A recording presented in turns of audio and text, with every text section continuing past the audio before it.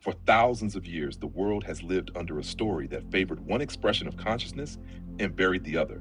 The feminine energy, which is intuition, receptivity, fluid intelligence, inner knowing, emotional sensitivity, and the capacity to feel the unseen, was slowly pushed beneath the surface. This suppression did not happen in one moment.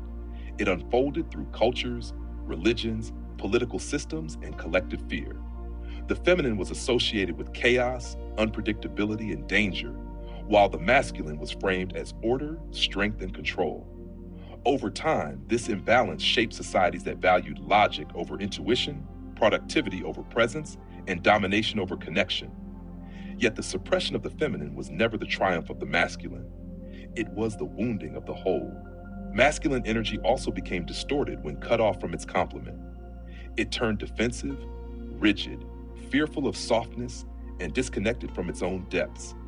Humanity entered a long period of imbalance in which both energies suffered.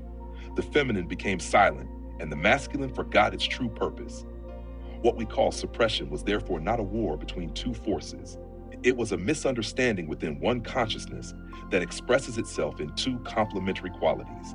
The feminine energy returns now not to overpower the masculine, but to restore wholeness.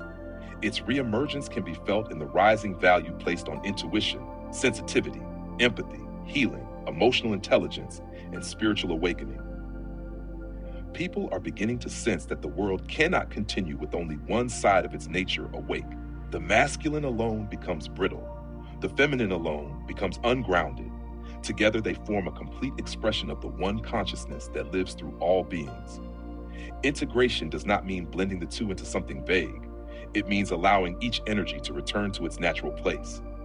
The feminine brings connection, receptivity, and depth.